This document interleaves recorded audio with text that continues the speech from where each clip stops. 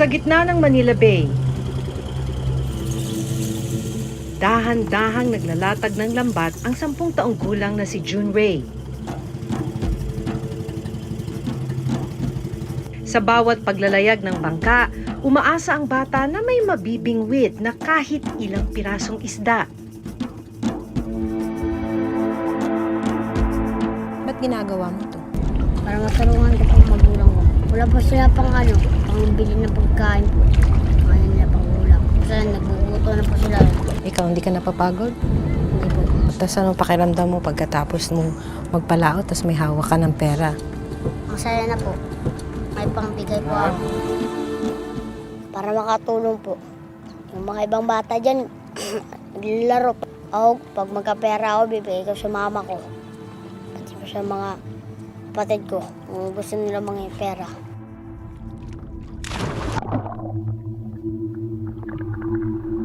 Pero sa kanyang pagbabanat ng buto sa laot, may panganib na kailangan niyang harapin.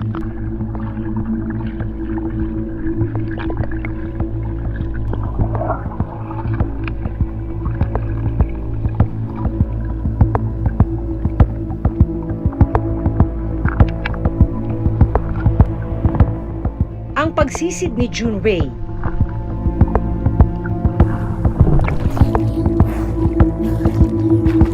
May mas malalim pa palang dahilan.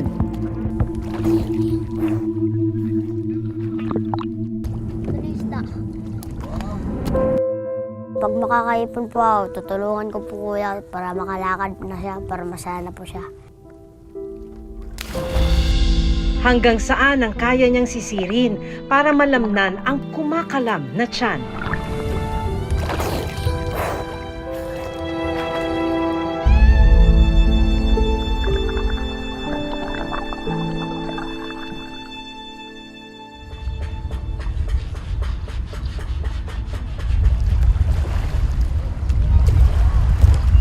Pagsikat ng araw, gatas at tinapay ang agahan ni June Ray Ronquillo.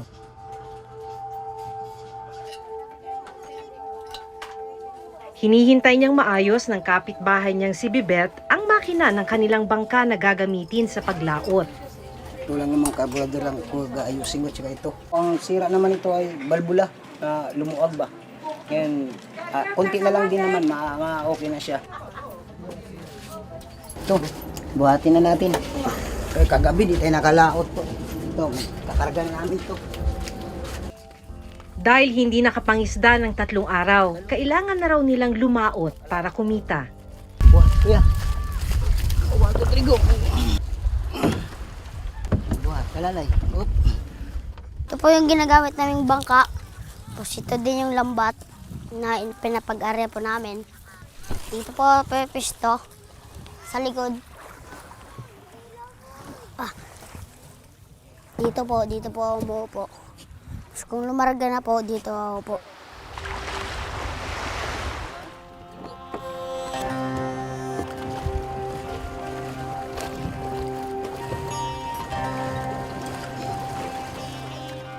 Para makatulong po. Yung mga ibang bata dyan, naglalaro pag bibigyan. Gusto nila mabigyan silang pera para ilaro lang nila. Ako, pag magkapera ako, bibigay ko sa mama ko. Pati po sa mga kapatid ko, kung gusto nila mga pera. Halos 1 taon na siyang sinasama ng kapitbahay na si Bibet sa paglaot. Masipag talaga siya, saka kursunada niya maglaot, ma'am. Bilib ako rin itong bata na to. Ini-spray niya yung magulang niya, yung mga kapatid niya doon. Kaya pag wala kaming huli, binibigyan ko si kwenta. Nangungulit siya minsan sa akin pag walang laot. Gusto niya talaga, porsigido talaga, ma'am, para kumita siya. Madalas din daw kasing gutom ang bata kaya pursigidong makapangisda. Pagdating sa isang bahagi ng Manila Bay, sinimulan na ni June Ray mag-arya o maglatag ng lambat sa dagat.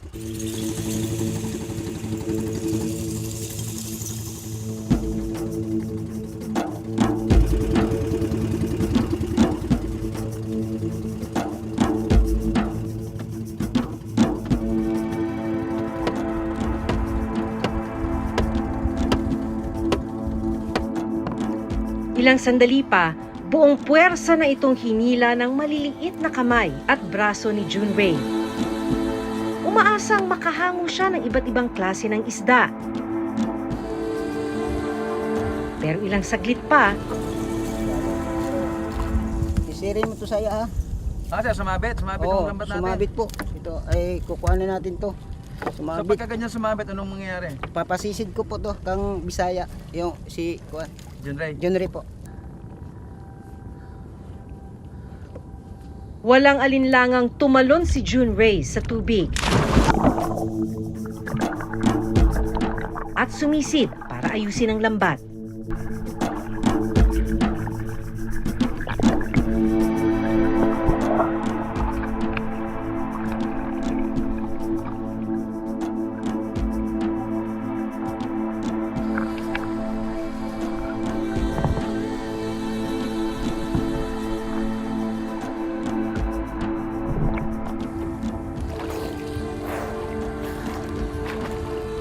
Nang makuha ni Junrei ang nagbuhol-buhol na mga parte ng lambat,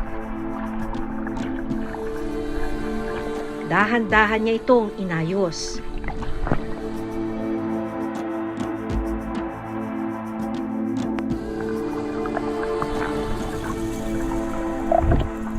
Sa pag-aaral, nakasugat na. Tapos magkasusugat ka naman, babalik na naman. Ay, hindi natatapos yung paggaling ng sugat.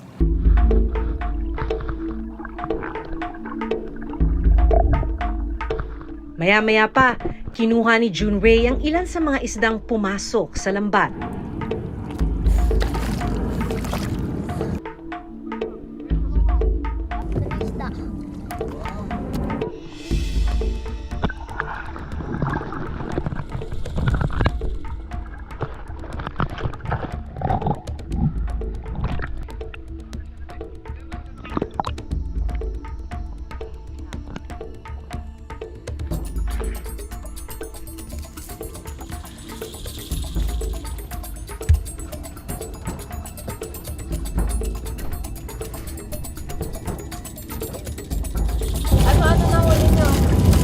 Kabasi, yung si Banak.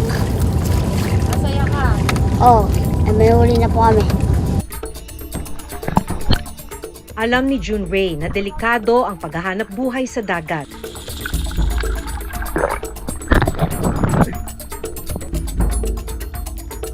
Sumisisid siya sa lalim na 15 talampakan ng walang kahit anong safety gear. Pero ito lang daw ang tanging paraan para may maiuwi siya para sa kanilang pananghalian.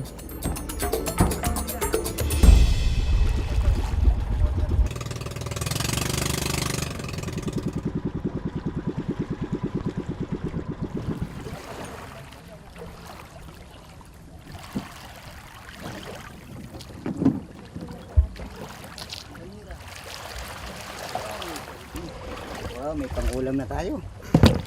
Pagbalik sa dalampasigan, wala pa sa kalahati ng batya ang huli ni na Junrei at Bibet.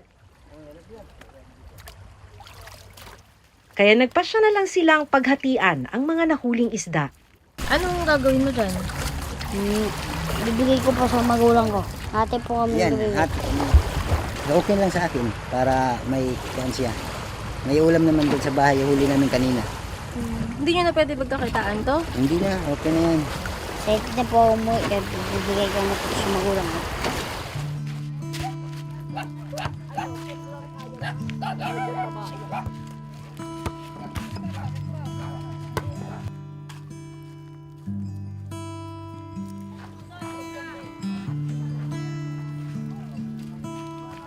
Agad na pinili ni Junrei ang mga huli nilang isda para malinisan.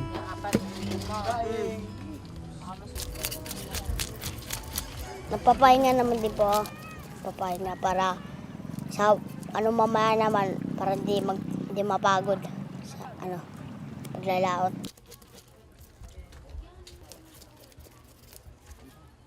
Sa kamay po, masakit. Sa ligwat, tapos sa kahatak.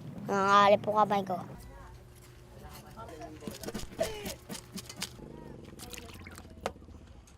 May mga sugat din siya mula sa pag-aayos ng lambat sa ilalim ng dagat.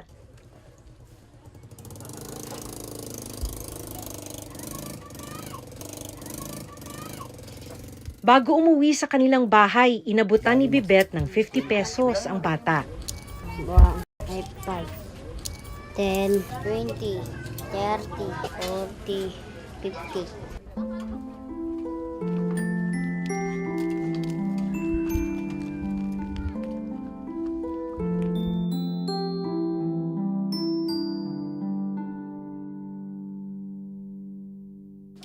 Ang pera, pinambili ni June Ray ng 1 kilong bigas Bili po ng bigas. Ha? Bigas. at 3 pirasong tsokolate. Bili ha bigas. 1,404. Ano din ito, luma? Dito.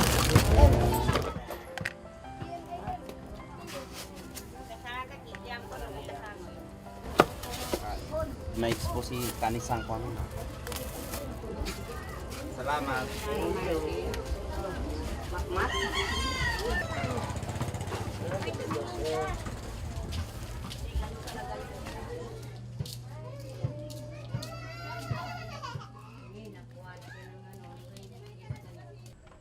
Pagdating sa bahay, sinalubong si June Ray ng kanyang mga magulang.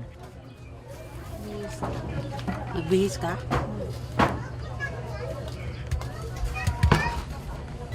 Mag-aalas 3 na ng hapon pero ngayon pa lang daw sila manananghalian.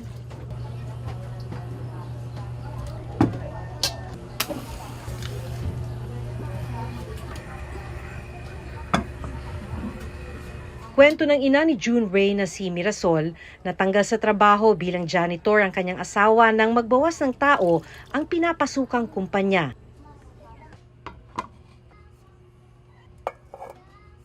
Habang sa pagbabalat ng bawang umaasa si Mirasol para dagdag pantustos sa pamilya. Pero hindi raw ito sapat. O maano yan yung bata na yan? Sus, kahit dati pa sabihin na daw maliit pa yan, 5 years old. Maano talaga siya, yung may mamasura yung mga kalakal. Kasama, para lang bigyan siya. Nag-alala ako ma'am, sobra, kahit ano nga, minsan napalo ko pa nga yan eh. Sabi ko lang, huwag kang ano doon kasi siyempre, ganito siyempre, malay mo, madisgrasya yung bangka, hindi mo masabi. Sabi niya, ma, hindi ako sama, ma, wala kang ulam. Sama na lang ako doon, at least may ulam, may isda ako dala. Nang maluto ang inuwing mga isda ni June Ray, pinagsaluhan na ito ng pamilya.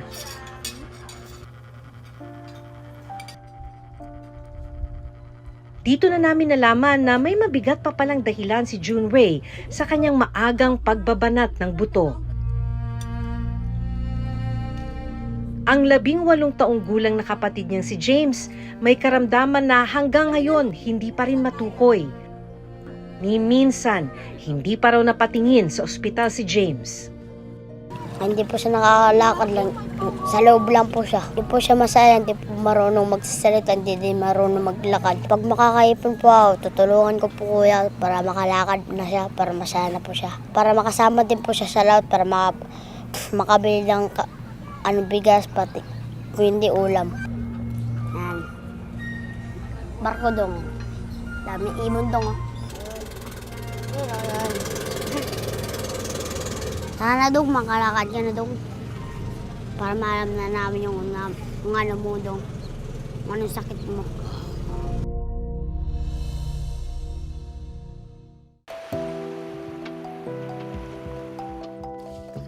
Dahil hindi sapat ang nahuli noong umaga, pagsapit ng hapon, naghanda muli sina June Ray at Bibet sa paglaot.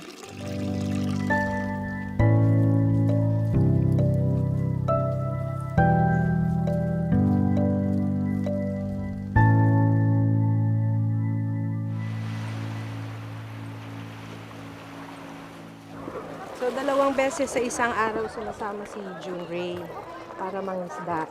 Ngayon, itong alis nila ng hapon, hanggang gabi na raw ang pangingisda nila sa laot. Gandang hapon po. Di ba tayo tataon pagkasama ako? Hindi po. Ipepwesto nyo yung mga net.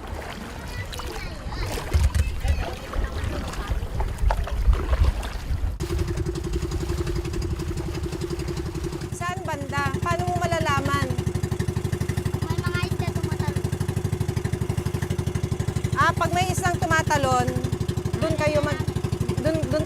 nakalagay, doon ka na mag-aarya. So, banda saan tayo?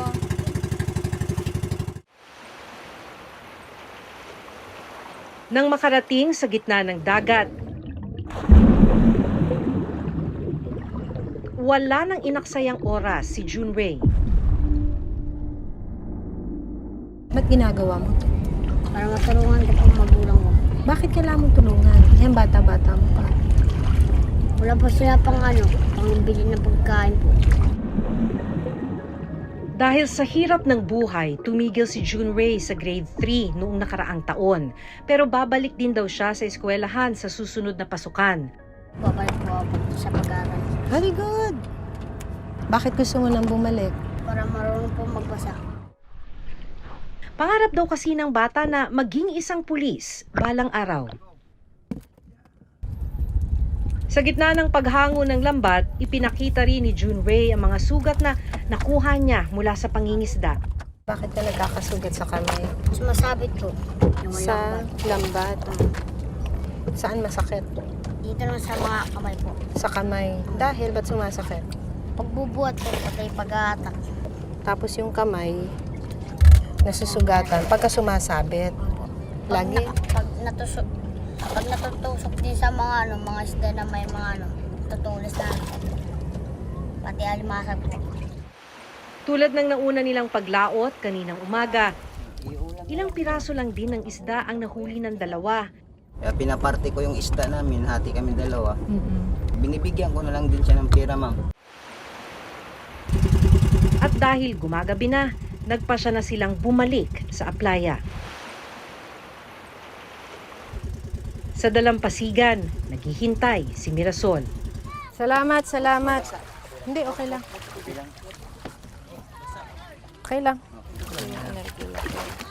Mas doble raw kasi ang pag-aalala niya tuwing gagabihin ang anak sa laot. Sobrang alala ako niyan. Siyempre, naisip ko siyempre pag masama ang panahon. Yan, una kong inaano. Tapos, wala din ako magawa kasi kahit anong ko, kahit ikulong ko pa yan, ma'am, makatulog kami. Pag gising namin, wala na. O, tapos magulat ka na lang, may kakalabit sa'yo. Ma, tumao, isda. Tapos, ma, pira, ma, bili ka bigas. Pero wala raw siyang magawa dahil gusto ng bata na makahanap ng pagkain nila. Siguro kung maluwag-luwag, makakain ng 3 beses, pero inano na lang namin, sinanay na lang namin na diretso na lang tanghali, tas gabi. Kasi sobrang hirap eh. Ang isa pang pangarap ng bata, mapatingnan ang kanyang kuya James. Pero ang problema, wala raw silang panggastos sa ospital.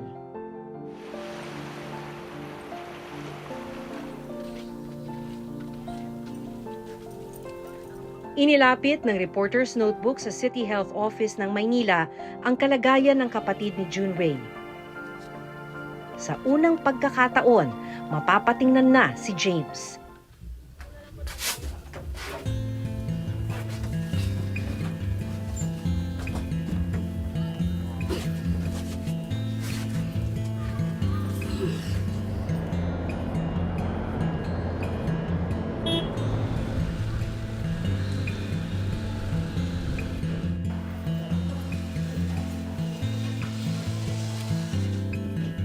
Hello! Pagdating sa ospital, iba't ibang espesyalista ang sumuri kay James. Sa inisyal na check-up, napag-alamang posibleng may global developmental delay o isang kondisyon kung saan naging mabagal ang pagdevelop ng utak ni James kumpara sa kanyang mga kaedad. Ito rin daw ang dahilan kung bakit hanggang ngayon hindi siya nakakapaglakad, nakakapagsalita o nakakakilos mag-isa. Dahil hindi nakakakain ng maayos at hindi sapat ang nutrisyong na ibibigay kay James, nalaman ding malnourished ang binata. Sa ngayon, mukhang ang kailangan talaga ni Dudong ay isang neurodevelopmental pediatrician. Meron kaming neuro at meron kaming developmental pediatrician naman po. So, i-refer po dun sa mga specialties po na yun. Ang importante, iti-take natin siya one step at a time. Si Junrei laking pasasalamat dahil sa wakas nasimulan na ang pagpapasuri sa kanyang kuya James. Pansin ko po din na masaya na din siya po. Masaya na. Din ako, masaya na po din ako. Salamat po ako, nagtulong po sa kanya, nagpa-check up po. Ayon sa huling pag-aaral ng Social Weather Stations noong December 2024, nasa 25.9% ng mga pamilyang Pilipino o mahigit 7 milyong pamilya ang nakararanas ng gutom. Tumaas ito mula 22.9% o mahigit 6 na milyong pamilya noong September 2024. Tumaas din ang bilang ng pamilyang Pilipino na nagsasabing sila ay mahirap mula 58% o mahigit 68 million families noong September 2024. Umabot ito ng 75 million families noong December 2024. Sa isinagawa namang survey ng Social Weather Stations Enero nitong taon, lumalabas na isa ang problema sa gutom at kahirapan sa mga pangunahing issue na nakakaapekto sa desisyon ng mga botante sa darating na eleksyon. 87% ng mga tinanong ang nagsabing mahalaga na kabilang ito sa plataforma ng kanilang ibobotong kandidato. Kasama dyan, of course, would be pagtaas ng bilihin. Kung wala kang pambili or lumiliit yung kita mo or tumataas ang presyo dahil sa inflation, then likely naapektuhan yung abilidad mo para bumili ng pagkain, magluto ng mamalengke, etc.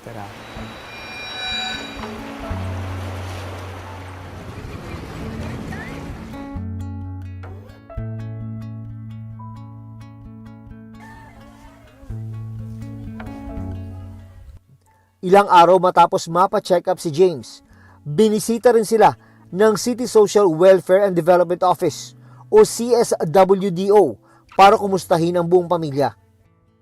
Pangako ng CSWDO, tututukan nila ang kalagayan ng pamilya, lalo na si Junray na kailangang makabalik sa pag-aaral. Priority din po namin sila sa mga available services ng department. Masaya naman po kayo, nakatulong po yung mga barangay po. Pa-check up na po si Kuya Dudong. Sana ito na po yung simulan na tulong po nila. Masaya po para pag marunong po magbasa tapos makapagtulong po sa magulang po. Maraming salamat po lalo na sa kuya ko na pina-check up na po. Milyon-milyong pamilya sa bansa ang patuloy na nakararanas ng gutom at kahirapan, gaya ng pamilya nila Junray. Umaasa silang magkakaroon ng isang tutok, agaran at pangmatagalang solusyon para sa problemang ito. Sa nalalapit na eleksyon, isa itong malaking hamon kung paano nga ba tutugunan ng mga susunod na uupo sa pwesto. Hanggang sa susunod na Sabado, ako si Maki Pulido. Ako si Jun Veneracion at ito ang Reporter's Notebook.